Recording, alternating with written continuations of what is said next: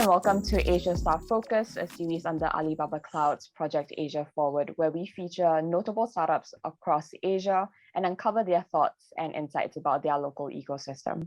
I'm Swee Eun from KrAsia, a partner of Project Asia Forward, and I'm the moderator for this webinar.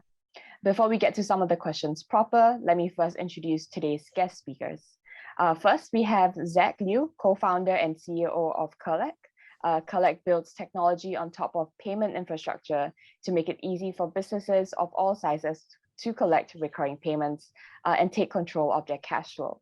Hi, Zac. Awesome. Hey, Swee. Cool. Hey.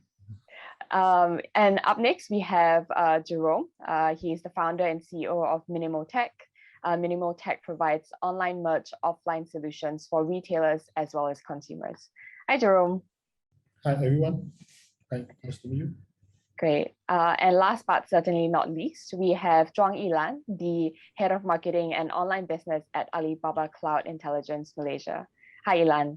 Hi. Hi, everyone. Hi, awesome. Thanks everybody for your time today. And yeah, without further ado, let's get to the questions. So let's start off with, quite a broad topic, right? Let's talk about Malaysia's ecosystem growth. And I think we've seen, quite a lot of growth from Malaysia in the past couple of years. We've seen the first Malaysian unicorn in KrAsia, as well as a lot of support and initiatives from the government, both nationwide and from local governments as well. For example, you have Penjana Capital, and you also have more local initiatives such as Digital Penang. Perhaps we could start by sharing some of your thoughts on the overall trends. It could be your observations on the overall landscape, or just things that you've observed in the last couple of years. Perhaps we could start with Zac. Yeah, sure. So, I think you've listed down a few things, Swee, and stuff like Penjana Capital, particularly over the past year. The fact now we've got our first, or you could call it second unicorn. Grab is Malaysian. But I think it's all good for the ecosystem just generally, right? And you've got other sort of VCs here, such as one of our backers, 500 Startups, who are sort of playing a big role in supporting young startups, young local Malaysian startups. And I think generally speaking, it's good. I think certainly over the past 3 years, from when we started to now, we've seen a lot more, firstly, capital pour into the space. We've seen sort of corporates being a lot more receptive. I think initiatives such as this certainly can help the startup ecosystem. I think it's a good start. I think we still got a long way to go. I think being a Malaysian company, we always have to look abroad. And we sort of look at our neighboring countries, particularly places like Indonesia, with big markets, sometimes in envy a little bit. But I think certainly more can be done here to certainly spur on the ecosystem. It's a good start, but looking forward to what lies ahead in the coming years. Awesome. I'll ask you more about that a little bit later. What about you, Jerome? What do you think? Maybe I think this kind of growth is applied to Klang Valley only because my team is based in Johor, southern part of Malaysia. Because actually, if we away from the Klang Valley, most of the time we rely on ourselves, or maybe we look for the outer or other country for that, because Johor is closer to Singapore. So some of the time I look for my contact in Singapore, in Australia, in Vietnam, China mainland, or even Chinese Taipei. So maybe I don't have this kind of feeling of that. Yeah. Understand. There's still quite, Malaysia in itself is a huge country, right? So yeah. There's always a starting point, like you mentioned, Klang Valley, and then hopefully we get to see more growth in all the local other areas and other states in Malaysia moving forward. What about yourself, Yilan, from your perspective? Actually, I read the recent Malaysia Digital Economy Blueprint, and the government shared its 5-year plan on digitalization of business, talent, and the government. So I think for the future, the digital talent will be have more high-paying jobs, improve social well-being and environmental sustainability. And for business, no matter micro, small, and medium, will enjoy greater opportunity to build and expand locally, regionally, and even globally. So for the government, digitally enabled government will provide integrated end-to-end online government services which are more efficient, effective, and transparent. So I think under this umbrella, startups definitely will enjoy more benefits from government, organizations, and society. But a coin has two sides, of course. So on the other hand, more opportunities means more challenges. Along with the digitalization, more competitors will join this game. I'm not saying it's a zero-sum game, which one wins and the other one loses. So, however, if startups would like to be outstanding among all these players, should think creatively and learn modestly and move fast. Understand. Yeah, I think that's definitely a fair point to say. It's never really a zero-sum game. What are your thoughts, about the growth, about the innovation, let's say the technology and the digital solutions? Have you guys seen more, sophisticated or robust solutions? And do you also see, fresher talent with newer ideas and trying to solve some of real problems on the ground? Maybe Jerome, you could start this time around. Okay, we can see that there are more and more different styles emerged this few years because now the technology evolves very fast, so it provides more opportunity for the young people. But unfortunately, our Malaysian market is still very small compared to other countries. As you can see, there are many 0 to 1 case. But we need be from 1 to infinity, we still need a giant like Alibaba to support us. Yeah. Yes, that's my point of view. Cool. Ilan, maybe you have some thoughts on that as well.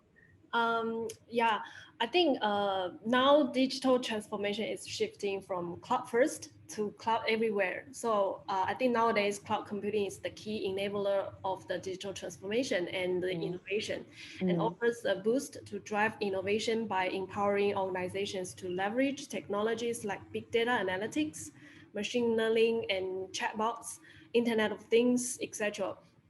A cloud-delivered and cloud-enabled business model helps enterprises to reduce IT infrastructure complexity, focus on digital transformation, and discover new channels for increasing customer outreach. For Alibaba Cloud, we are here for 4 years, and we also see the process and the progress in Malaysia innovation. So we are here for 4 years with 2 local data centers. And to fulfill our mission of in Malaysia for Malaysia, we mean it. We have more than 200 cloud solutions for different business needs and scenarios, massive courses for talents to gain cloud computing skill sets, and local professional team to support organizations in any sizes and any industries to go digitalization smoothly. I think most of the, we met a lot of startups and SMEs.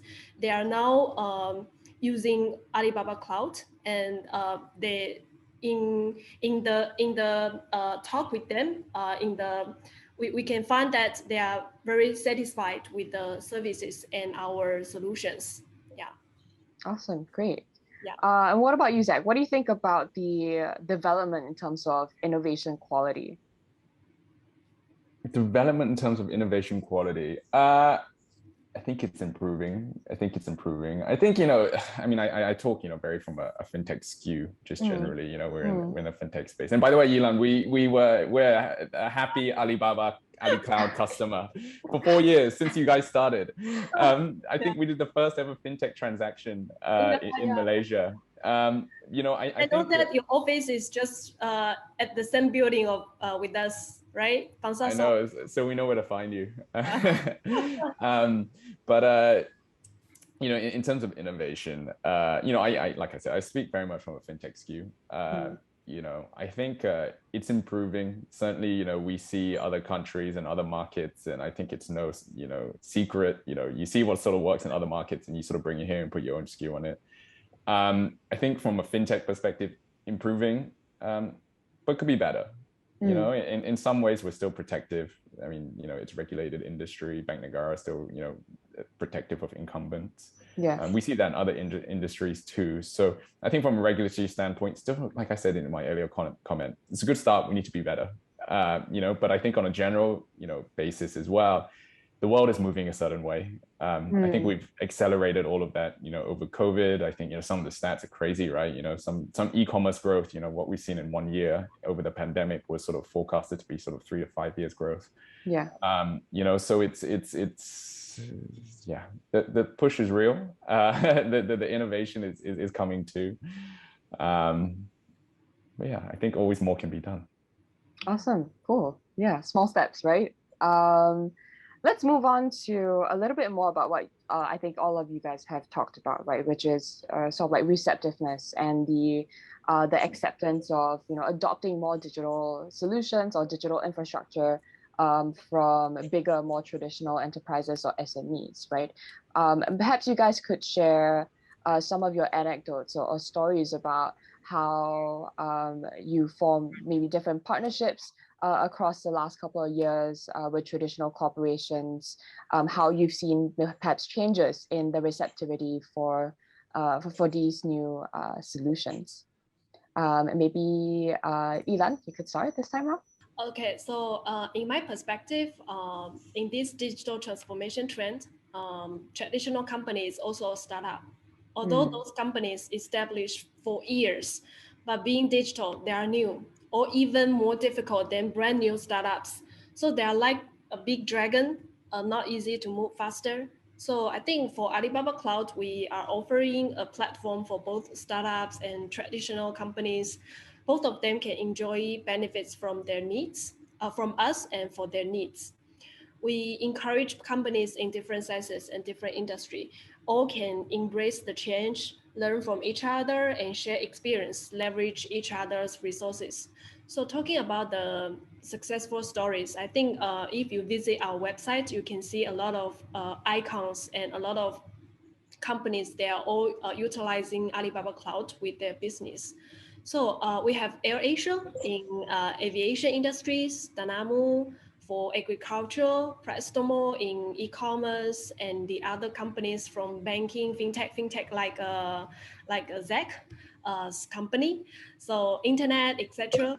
So we are looking forward to more companies can stand out with the support of Alibaba Cloud technology, of course, in the future. Yeah. Awesome. Zac, what about yourself? Yeah, I think again, sort of, from experience maybe 3-4 years ago to now, I think one of the big differences is, I think Yilan described large companies as dragons, and I describe them as elephants. Slow, hard to turn, incredibly, and I think generally speaking, what we've seen, previously was that, as a startup, you go into a big company, and generally speaking, it's a big company will say, hey, I can do this myself.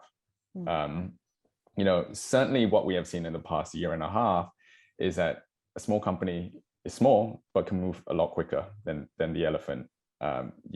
We are built on cloud-based infrastructure for a start. We use cloud-based tools.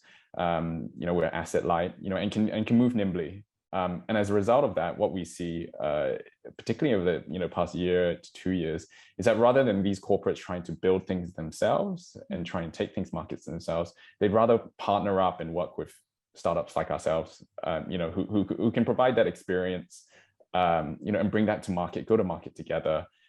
We don't have to compete as such, but it's complementary to what it is we do. And certainly, I think, stuff like Alibaba Cloud has been a big help in Malaysia. It is sort of the leading cloud provider here, and certainly has been sort of accelerates all of this for sure. Nice. Jerome, what about yourself? Would you have any stories to share with us in terms of some partnerships that you've built or receptivity to adopting the solutions that Minimo Tech has created? No, I think if not for pandemic, you see, in the past, digitalization will be so fast. Where in the past, you want to persuade a traditional corporation or the traditional merchant to adopt the digitalization, they may think very long, or asking for quotation, they may pack it to be 5-year plan. But because of pandemic, now it's about the situation is about the survival. So they were willing to spend even to make the decision with 1 day. And for the traditional corporation now, because they play a very important part in the offline part. Okay, because Minimo Tech focus on much offline scenario. That's why you see this kind of traditional corporation, they provide a very good foundation to connect the real world. But to face for this new world order, they need to have the online mindset lah, for this. Yes. Nice, interesting. So, I mean, I think that's one thing that everyone has touched upon, right? That with the recent pandemic, there's been such a push towards digitalization, because it's been so necessary, right? Yeah. I think that's really interesting. Of course, like Ila mentioned, you know, sometimes this brings about more opportunities, but there could also be some challenges as well. And maybe you guys could also share, I think moving on to the next topic, right? Maybe you guys could also share a little bit about some of the challenges that you guys have faced as a startup in the Malaysian ecosystem. Perhaps, Jerome, you could share first. Maybe I want to accession because I say that I start out away from Klang Valley. So in the past few years, it's not easy to get a resource like accelerator, incubator, VC, or even government agency. So I have to make many trips to Klang Valley, also go to Singapore, Thailand, China mainland, or Chinese Taipei to get for more exposure and networking. So that's the challenge I faced in the past few years, in the early few years. Yeah. That's interesting. How do you think? I mean, like you mentioned, of course, like where you guys are based in Malaysia also plays quite a crucial role in perhaps reducing some of the challenges that you face. I'd like to ask you a little bit later, you know, what you think could be potential beneficial initiatives for these other areas outside of Klang Valley. But yeah, we'll get back to that later. Zac, what do you think in terms of challenges? Yeah, similar to Jerome, although we're based in Klang Valley, I think the two main things, particularly startups here face, and in fact anywhere in the world, but particularly in Malaysia, at least what we see, is funding and resource, particularly tech resource. So I think from a funding perspective, I mean, Jerome hinted it earlier, we're not the biggest market in this region. You know, and nor do we sort of have the spending power of Singapore. So companies here always have to look abroad if you want to raise funds, whether it's VC funding or sort of, you know, strategic partners and stuff like that. Stuff like Penjana Capital, like I said, is in the right direction. You know, but in a way, it's you know, Malaysian companies are always having to look abroad in order for us to do so. And I think, you know, from some perspectives, in the case of Grab, I joked about that earlier. Malaysian company that has become a Singaporean company because they can raise funds from Singapore, right? And I think Penjana Capital is designed to solve all of that, we hope. In the case of talent, I think, you know, this is a deeper problem, really regards to education, tech proficiency, etc. Every startup here faces tech resource issues. And certainly, you know, we're no different. You know, we're lucky, you know, we've managed to hire our guys, train them up real well. And, you know, we have a fully local team, but a lot of tech companies here, you know, outsource, you know, to other countries in the world. So I think, you know, those are the two big issues. I think the webinar will go on too long if we discuss, you know, how we could potentially solve all of that. But yeah, similar to Jerome. Nice. Ilan, what about from you, from the Alibaba cloud perspective as a tech provider? Okay, so I think in 2020, with so many organizations make process improvements and adopt new technology. However, many of these companies didn't have lofty goals in mind. They were simply forced to making these changes in order to continue operations and to amid a pandemic. Moving into 2021, these organizations are struggling to define how their new digital strategy fits into their longer term goals. In addition, they are facing issues such as lack of dedicated IT skills, lack of organizational change management involving customer needs, lack of defined strategy, budget concerns, inefficient data management, in efficient business process, such as all these digital transformation challenges mentioned might seem overwhelming, but they don't have to be mean to the end of the road of your project. So I think based on these challenges, learning how to prepare for, identify, and working around these issues is the key. Nice. Okay, understand. And I think, you know, moving on from the point about challenges, right? I think like Zac said, there's always more to be done. There's always more that can be improved on. And I think that rings true for the Asian ecosystem in general, right? I think, of course, compared to more mature areas like Silicon Valley and perhaps even China themselves, I think a lot of Southeast Asian countries are working through this digitalization trend and trying to become a more mature ecosystem as a region in itself. And I think a lot of the countries also look towards neighboring markets and things like that. Of course, for example, me being based in Singapore, you see, the startups here, they have to look towards outside markets in order to survive. Singapore, I mean, it's so much smaller compared to everybody else, right? So I think that's the thing, right? What maybe we can talk about, what sort of further developments or improvements to the ecosystem do you guys wish to see? Maybe we can start with Zac on this one. Some aspiration, we can talk about, as something more aspirational, right? Let's let our imagination run a little bit wild. I think talent is the big one. Funding in some ways, you can't solve, how big the market is. That's the longer term problem. But I think talent, firstly, making it easy for us to bring in talent would be one, bring in the best talent, but also, also keeping our talent here, just generally.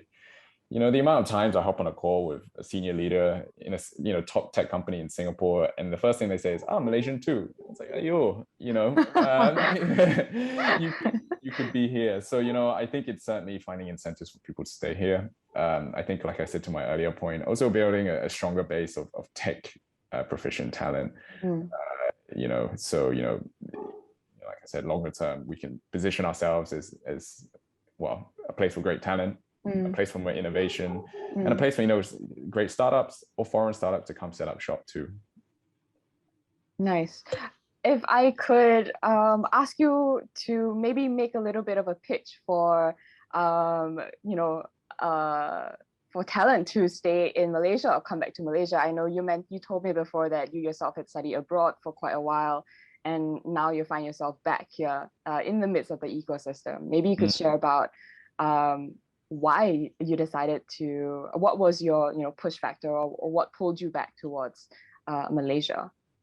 Well, I'm Malaysian, so I think families here and stuff like that. But I think for my reasons, and actually speaking to others who have sort of come to set up shop here, Malaysia is a great place to live.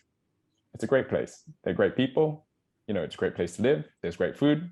There's great infrastructure, just generally.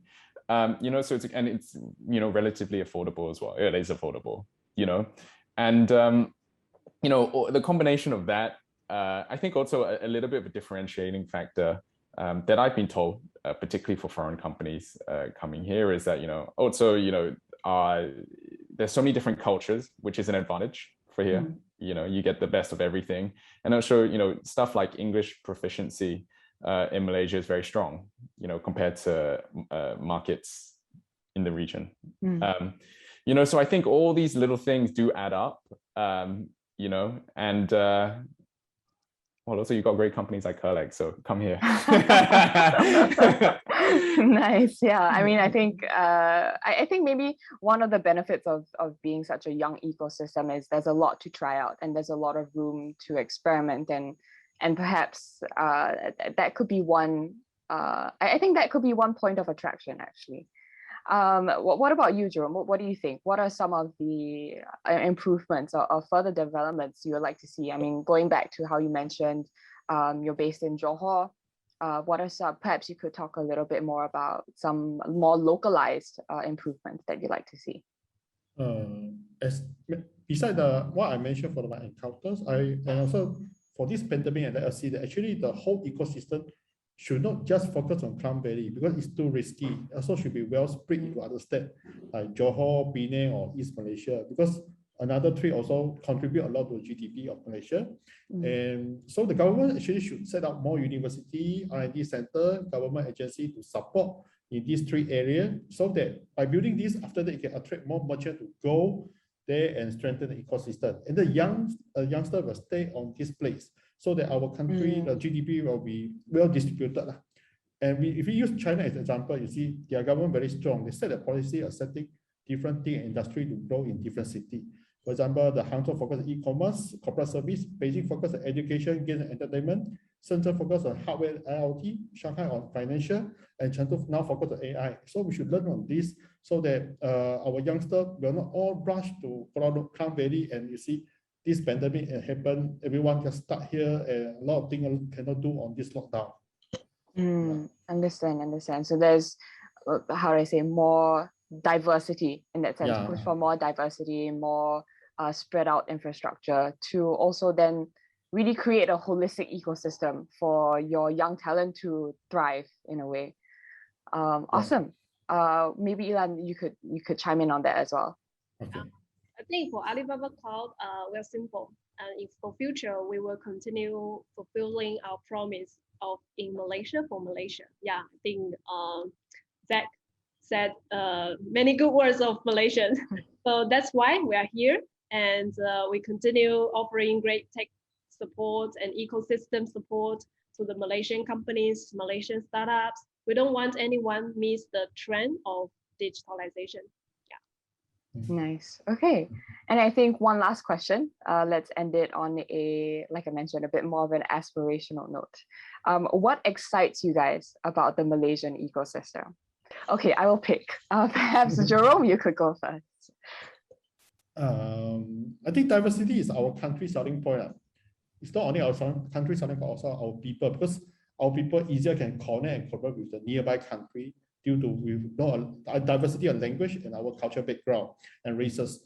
Besides that, because Malaysians are more brave to go to other countries and start new venture, so also we can bring back the connection back to the Malaysian in our home country. So it's good two-way communication, two-way channel for all of us. Nice. We are not alone. Yeah, I think that's a very fair point. I think you mentioned, of course, Malaysia has a diversity of language, and I think a lot of people are very strong, at least bilingual, right? And I think that's definitely a very strong point. Ilan, what do you think? Yeah, I really agreed. Jeremy just said Malaysia is a really diverse country, and it's quite open. And I can see that a lot of young generation, they are so excited to adopt new things, new technology. So which is good. I think I can see a bright future, for the digitalization. Awesome. And Zac, last one. In terms of what's exciting, I think you mentioned earlier about KrAsia, and we've obviously seen other Malaysian companies start to come up a little bit more. What this country needs is success stories. We need success stories, either to Jerome's point, bring people back, or alternatively, get the next wave of entrepreneurs. It's becoming an acceptable career path now. So we need more success stories. We are starting to get some. We'll get more soon. And I think it's only a good thing for the ecosystem. Awesome, great. I think everybody had really interesting on the ground insights, and thanks again everybody for sharing your thoughts. I look forward to watching more of Malaysia's continued digital growth, as I'm sure you all do, right? I think all of us here are really excited about that. And thanks to our audience for tuning into this episode of AsiaStar Focus. And stay tuned to hear more from more founders in upcoming episodes of AsiaStar Focus. Thanks again, everybody, for your input and for joining us today. Hope to see you guys again soon. Thank you. Thank you. Okay, everyone. Thanks. Thanks.